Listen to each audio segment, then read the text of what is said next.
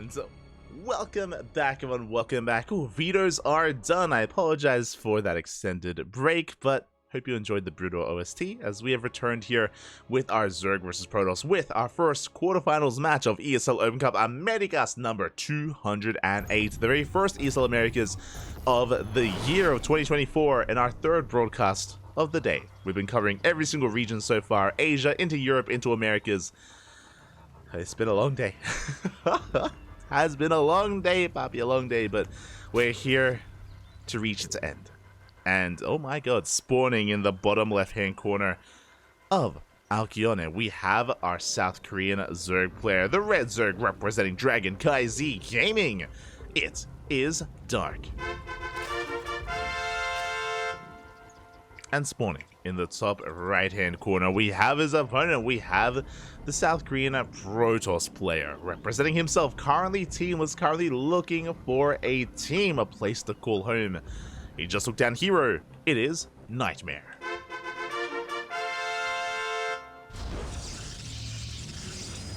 We go. And I'll go, let's go. And this is why I gasped a little bit here at the start of the game. Dark is very fond of this. So again, if you ever watch Dark on Alkyone, around 50% of the time, he's willing to whip this out. This is going to be an all-in. He goes for a proxy hatch at the goal base. Doesn't do this every game, but does love mixing it in. With this, he will gain a bit of a launch pad, spreading creep across the map very quickly. On top of that, of course, the boost of this goal base is going to give him a very much so an abundance of minerals in the early game, and this will lead to an all-in. This is not designed to go into a longer game. NightMare scouts this. He does scout this well ahead of time, and he's going for a cannon rush. Forge is on the way. NightMare looking to try and punish this base. Dark does have eyes on the pylon. He's aware, and I believe Dark is going to be canceling and expanding elsewhere. There's a really good counter from NightMare. There's that expansion here at the natural base. And Dark, I don't believe is going to be finishing this. He's going to be waiting for the cannons to be thrown down. And then he should be going for that cancel, I imagine. No, we let it finish. Oh, bold move here. Okay, so Roach Warren is on the way. As I mentioned before, this is an all-in from Dark. And it looks like he wants NightMare to invest here in these cannons. He wants NightMare to invest in this kind of location, in this stack defense. Whereas Dark is just going to be going for roaches across the map instead. Is this worth it? It might be. It might be worth it because, again, this is a pretty big investment. This is a lot of minerals spent here defensively, or spent aggressively across the map, I should say. And defensively, what do we have? What do we have? As the Roach Warren is about to finish up, Roach is going to be on the way. Again, this hatchery will fall. It will die. It will be cleaned up. There are those roaches in production. Queen comes out. Ooh, taking a lot of hits. Taking a lot of hits to the face here. Link speed is on the way to reinforce. Roaches as well behind this. We're setting up a secondary wall. Shield battery on the way. This wall is very disjointed though. And we'll see if NightMare can survive this. Now again, when it comes to this cannon rush response, again, NightMare was very quick to scout just because Dark has a reputation. He's known for taking the space. NightMare does punish it. Which is how the meta has been evolving, at least when it comes to Dark's games. He has certain tendencies, and players have been adapting. But here it is, Roach is going to be waddling across the map. They take control of the Zelnaga. Oh, and NightMare doesn't know. He does now see the roaches. He's aware. Going to be pulling back. Roaches are going to be breaking through, taking a couple of hits. We're just flooding links behind this again. Dark is completely all in. And we'll see if NightMare can hold. So far, that is an Artosis pylon. We have 2 more shield batteries on the way. Not a pylon. We'll see if we can break through, though, because we already have that 1 shield battery. We have an overcharge as well. These roaches cannot break in. Not yet. So far, the weakened roaches are going to be pulled back. Shield battery running out of energy, but there's the overcharge. Yeah, Dark has to respect it. He has to back off. Oh, his roach is getting very low. He does get a surround. He does catch a couple of these units. He gets a Zealot and 2 Adepts. Nice pickoffs. Good pickoffs here out of Dark. The overcharge does run out. Files are going to be connecting. We dive on top of the Stalkers. They're going to get surrounded. And it looks like both Stalkers are going to be going down. And Dark, he is breaking through. The Biles. Oof. Almost a friendly fire there. Lings are running out, but we get on top of 2 of the Stalkers. We have two Stalkers left. We have 2. We have 1. A big warp in though. We're focusing down the Ravagers, and it looks like we depower everything. The Artosis Pylon! No! The Artosis Pylon does come into play. Everything gets depowered. If we just had 1 more Pylon, maybe we would have held.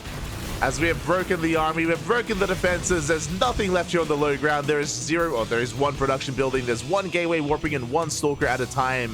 2nd gateway's on the way. But alas, we have broken NightMare.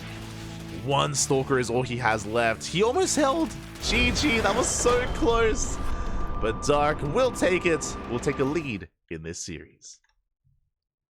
GG.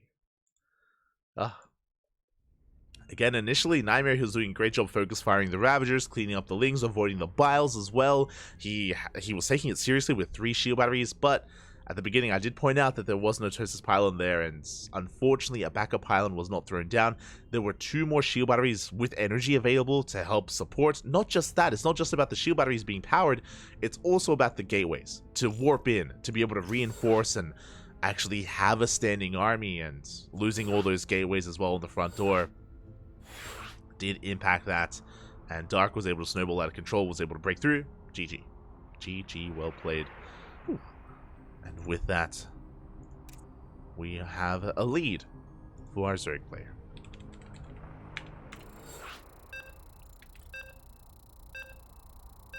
We do have a lead, and now we're getting into game number 2. I see in the chat, Light passes it off like avenging hero, but we all know Dark is just mad he didn't get to knock him out himself. It's true. Very true. Dark, you know, he's got a love-hate relationship with Hero, okay? He loves him, but he also loves to beat him. Oh. They have a nice rivalry amongst the 2 of them.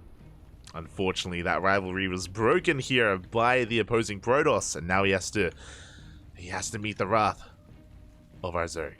And here he is in the bottom right hand corner of Oceanborn. We have the South Korean Zerg player representing Dragon KZ Gaming, DKZ, leading the series 1-0. It is Dark.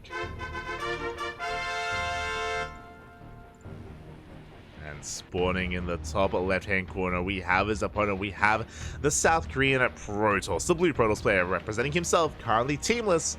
It is NightMare.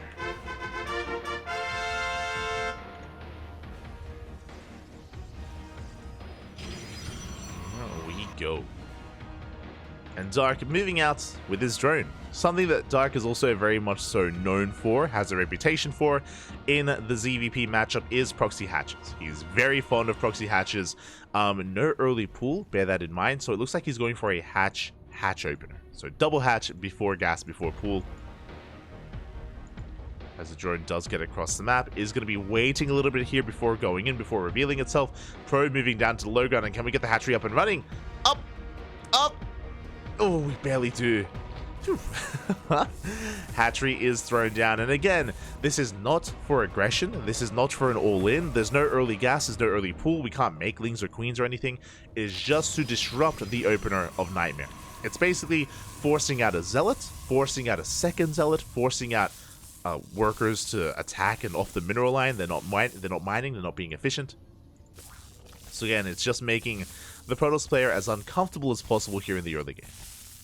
It is Dark's answer to all these hatch blocks after so long. He's like, yeah, how do you feel? How do you like it? Being forced to delay the expansion. Now from here, we should be cancelling the hatchery and dipping into the main, looking to maybe even gas steal. That is another thing that Dark does love doing with this, if given the opportunity. As the drone does dip in, you can see immediately there, hold positioning that probe, and does get his gas geyser. NightMare making sure he doesn't get gas stolen, doesn't get delayed. Expansion's on the way. Behind this, Dark now getting to his gases and his spawning pool. Now, because his gas is so late, usually this will lead into delayed link speed, but no, there we go. Link speed is on the way. We're not skipping it, and we are pulling out of gas immediately with that 100 gas. So Dark is just establishing himself. The drone does go down. Dark will not get eyes on the tech. So if the Adept didn't chase down this drone, then the drone would be able to live long enough to see whether it's a Twilight Council or a Stargate, And it is going to be a Stargate opener. Stargate opener here out of NightMare. Dark behind this. Getting into his own 2-base setup. Pylon going to be delaying the expansion. And forcing out a couple of lings. The Adepts have arrived as well. I'm loving this here from NightMare because of these units. Like, this Pylon has not been dealt with. And Dark, he's going to have to expand elsewhere. He's taking the forward base. Oh boy. This is typically a base reserved for Rocholins, just because it does spread creep a lot across the map a lot faster. And it is very exposed, very difficult to get into a standard game with this hatchery. Adepts, they do continue to threaten Shades. We have 2 Lings dipping into the natural. Ooh, we'll maybe get a probe. Could be dancing with the units. Adept does arrive, and we're going to be getting in, getting a full scout, getting eyes on the Oracle.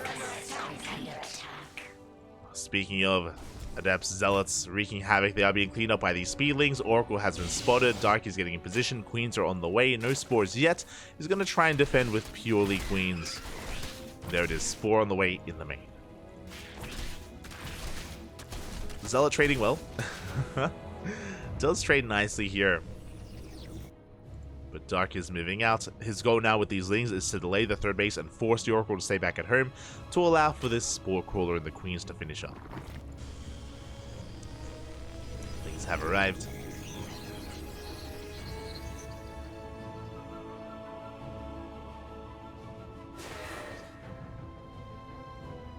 Lings going to be threatening the space. Nexus now going to be thrown down. Oh, and NightMare is pushing. It's going to be going for that double Oracle Harass. Behind this, we have a Robo first. Very interesting. This is looking like a tech-heavy style. Yep, Robo into Forge. Delay Twilight Council. The Oracles, they dip into the main base, but the Queens are in position. So essentially what's happening here, this should be fast Immortal production, fast +1, and leading into something along the lines of Immortal Archon Charge Lot, for example. Essentially what's happening here is that NightMare is delaying and skipping his Twilight Council. Without the Twilight Council, there's no Blink, there's no Charge, there's no Glaives, not yet. We'll get there eventually, but because it's so delayed, it means that NightMare isn't actually going to be active on the map anytime soon. You know, without Blink and Charge, like, he's not going to be active, he's not going to be too assertive or aggressive. NightMare is going to be taking a more defensive position and defensive role here on 3 bases and eventually 4. 3 drones do go down. Dark does zone them away. Does get a kill on one of those Oracles. That was not worth it for NightMare, by the way. 1 Oracle for 3 drones. Ay, ay, ay. There's that Bay. This should be leading into double Colossus production with a 2nd Robo. So we are skipping Immortals, going straight for, I imagine, Colossi and then Disruptors. I think it's a double Disruptor. I just say double Colossus production with a 2nd Robo. For now, we're just working on our tech. We are building ourselves up. Oh, Blink, not Charge on the way. Okay, so interesting tech choices here from NightMare. Very interesting. I'm curious how this all is pieced together. So, a couple of things here. One, there is no 2nd Robo. Because of that, we could actually hit a timing on 3 bases. We don't have to build up and get up to a 4th. But we'll see. Colossus production has commenced for NightMare. NightMare, I'm sure, wants to take a 4th base, but right now, Dark is being so active, just making sure he gets a read on what's going on. Oh, wants a sentry, won't get it. But does get eyes on the army. Behind this, Roach production is commencing, plus on melee on the way. So far, this center base has been untouched for the most part. Creep is spreading across the map, and again, we're almost encroaching upon the bases of NightMare with this. Yeah, we're knocking down these rocks. Again, this is the power of taking this base, is that it does kind of launch your creep right towards the 4th base of your opponent. The would-be 4th base of NightMare.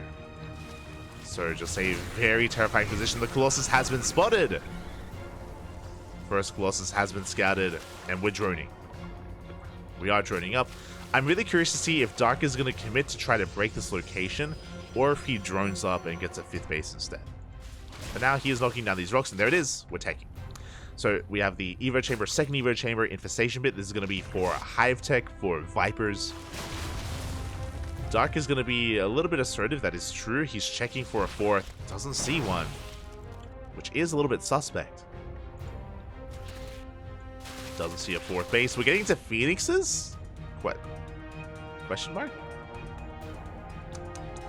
Okay. We are getting into our second Colossi Phoenix production. Now the fourth base is going to be on the way. But Dark has recognized what's happening. And he's just knocking down rocks. He's running up. There's that hive that we mentioned earlier. So basically, once Dark realized that we were taking up into Colossi and that we were working on a fourth base, Dark realized you're not pushing anytime soon. You're not going to be assertive. You're not going to attack into me. That's not going to happen. So let's tech up. Let's tech up, take a fifth base, join up to 80 workers, and rush into not just Viper tech, but potentially Hydra Lurker Viper. Now, there's no Hydrogen yet, which is throwing me off a little bit. I would have expected a Hydrogen by now. Instead, just gonna gain access to Vipers, which is still good enough anyway. Like Vipers, they can abduct and yoink Colossi and Disruptors. How do we answer Vipers? Usually High Templar or positional based play, feedbacks, Blink Stalkers. Temple Archives is in production here for NightMare. Now there's the second robo. It's taken a while to get into this, but a big reason why a lot of this tech is delayed is because of the delayed fourth. We just haven't had the economy to sustain all this tech. NightMare has been honestly behind for quite some time just because of how late this fourth is. Meanwhile, Dark is maxed. Dark is maxed out. He's at 80 workers. He's got a solid economy, solid production, knocking down more rocks, and eventually going to be pushing. And I was curious, I mentioned before, I was like, where's the Hydrogen? We should have seen one by now. Now we know why there wasn't a Hydrogen. Ultra Cavern on the way instead, to make use of the melee upgrades. We already have +2 melee, soon to be +3, Adrenal on the way. These Ultras, they're going to be pretty well upgraded. So a bit of an alternate tech path here when we've reached Hive Tech. Just because we don't really have the best range upgrades, Ultras do make the most sense. So Dark is going to be looking for a fight. And once the fight does conclude, even if Dark doesn't kill his opponent, he's going to be trading out Ling Bane and Roaches. And as he trades out his army, he will replace it with Ultras. Just getting ready for that moment. There it is. We have +1 Carapace. Sorry, we have Kindness Plating on the way. We have +3 melee in production as well. But Dark needs to start trading here because NightMare is maxing out. NightMare is maxing out, so getting a pretty robust army. We mentioned before that, again, his goal here was to turtle. We spoke about how his goal was to just turtle up on 3 and then 4 bases and max out, and NightMare is accomplishing that. In a way, yes, Dark is taking advantage of how passive NightMare is by taking up into Hive Tech and Ultras. That is true, but Ultras are usually not ideal when it comes to pushing into these entrenched positions. Ultras are ideal out in the center of the map. If NightMare pushes, then like Ultra surrounds are ideal. They can come in from every angle, they can swallow up the army. But pushing into these defensive lines, less so. And now here's our Skytoss transition. So NightMare, he has successfully gone up to 4 base economy, which means he can sustain Skytoss. Fleet Beacons on the way, +1 air attack, 2 more Stargates. That should all be on the horizon for NightMare. And this army from Dark is very subpar. We need a trade. We do need to trade. And I mean, I say subpar, it's soon to be subpar. We're not there yet. Like, NightMare hasn't reached his late game. Oh, that was a kill, not a cancel on the hatchery. Ay, ay, ay. He hasn't reached his final form, but we're getting there. A couple of Roaches are getting caught out. Nova goes off. You can see Dark trying to collapse on this army. He wants those Disruptors. Where's the War Prism? Prism is not here. 1, 2, almost 3 Disruptors go down. Safe Strap's going to be going off here, but Dark, he pulls the trigger. He collapses on this army, but he will not break through. He takes down all the Disruptors, but he cannot fight this army head on. And he will have to back off. And now NightMare has momentum, and now NightMare should counterattack. Now Dark is remaxing with Ultras and Lings, but this army is just a death ball of an army. NightMare, he has reached critical mass of ground toss. Lings are coming in for a surround though. We're trying to get on top of the High Templar. We do have 2 storms. The final storm has been thrown down. Lings, they take down the Colossi. They get a surround as well. Do we have enough Lings? It's going to be close. It's going to be very close here as we clean up the Immortals. Ooh, 2 Immortals barely survive. But this was a costly trade from NightMare, and Dark is remaxing with more Ultras and more Lings. And NightMare is running out of army. He lost all of his Colossi, lost his Disruptors. That's going to be another kill. kill on that hatchery, but here we go for another surround. Here comes the third wave of reinforcements from Dark. Good target firing on the Immortal. Sorry, on the Ultra even. The Immortal's going to be going down. We get on top of the Stalkers, and it looks like Dark cleans up this army. This is what he needed. This is the power of Ling Roach Ravager, is that you fight, remax, fight again. And this was the third remax of Dark. Now, we can't really threaten the main bases. As we mentioned before, the power of Dark's army is to fight out in the open, out on the map. But when it comes to pushing into these like defensive positions, we can't really pull that off. Yeah, you can see Dark is being forced and being fended off time and time again. But here we go. Bailings have morphed in. We're going for the mineral line. The Bailings, they roll into the mineral line. Stalkers are in position. They do wall off just in time, but the Lings and Ultras are breaking through. They get into the middle line, and we will shut down the economy of NightMare. 25, 28, 29 probes go down. And the base has been broken. Again, the Robo army wasn't rebuilt. We're getting into carriers, and carriers are good. That's a lot of carriers, to be fair. But we have Corruptors on the way. Corruptors are in production for Dark.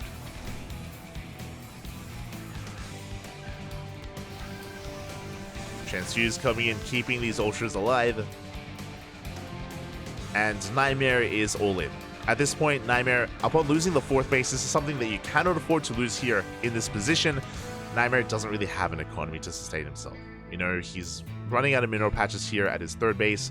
He has carriers, that is true, but that's all he really has. He has very little to support the Skytoss. When you hear about like these Skytoss Deathball armies in the late game, it isn't just about the carriers, it's about the Archons, the Immortals, the High Templar, and Storm to support them.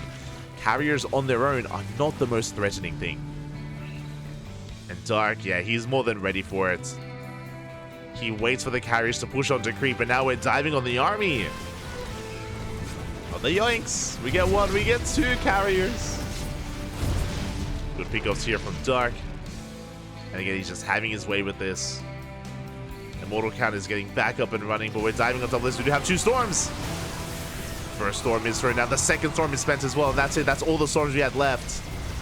Two carriers go down. We get to the third, and now there's one carrier left. The Corruptors, they go to town here. Oh, there's still those Phoenixes from earlier, I guess. But Dark is going to back off. He's remaxing on 7 Ultras. Again, Dark, he has a more than good enough economy here to sustain himself. Ultras are on the way. And NightMare is still hurting. He's desperately trying to get this fourth base back up and running, and it will get up. But he needs time to actually reap the rewards of that Nexus. And we have Broodlords on the way. Greater Spire is done. NightMare, he has abandoned his Skytoss. He knows that it is no longer the answer, but that is where the Broodlords come into play. There is no answer for the Broodlords. How do we deal with them? Tempest, usually, maybe a mass amount of Blink Stalkers, but we barely have any Stalkers with this army. A handful of Broodlords can just end the game on their own, let alone the Vipers and the Ultras alongside them. So here we go. Dark is pushing. He's got the Queens to support to transfuse. That's what I was going for. Yes, the Queens to transfuse. Keep him alive. Stage trap going to be going up. Up. Up. Up. Oh my god. Dark, the moves here does throw down a tumor just to attack, just to bait out that stasis trap. Oh my god, Papi. You could have just baited it out with one queen. Meanwhile, the Broodlords have been revealed, and this is a wise choice out of NightMare. He knows he cannot fight this head on, so he avoids it. Broodlords are very immobile, it takes them a long time to reposition and to maneuver. So NightMare, he's going to be fighting half the army, just the Ultras.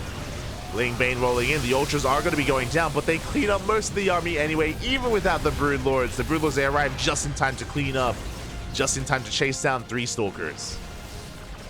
Phoenix is going to be going down one after the other, and Dark is looking to take this series again. He's angry, but he wanted to face off against Hero. He wanted Hero all to himself, but he was denied it. He was deprived it. Where is his hero? Oh, the Burrow. Keeping the Queens alive. So much creep here as well. As Dark denies that center base, Tempests have arrived, but we have Corruptors. We have one, well, +1 air attack interrupters. We focus on one of the Tempest already. At the same time, the Ling Ultra comes in from the right-hand side. We take down this Nexus for a second time. And every single worker. GG gets called, and Dark will take the series 2-0, advancing on to the semifinals. GG. GG, well played. Congratulations here to Dark for taking it 2-0. There was a moment, there was a pretty good moment here for NightMare, if you remember, where he was able to absorb the first attack of Dark and then go for a counterattack, but it took him too long. Time was working against him. In the time that it took NightMare to counterattack after winning a fight, Dark remaxed twice. Remaxed and engaged twice there. NightMare just wasn't able to capitalize, was forced back, and his Skytoss transition was just a bit of an awkward one there just because he had lost so much in the process, lost his 4th base. GG, well played. And with that, Dark does advance on. NightMare has been eliminated, but I hope NightMare doesn't feel too bad about his loss here because, hey, he took down Hero. Big win. A big win for NightMare taking down Hero.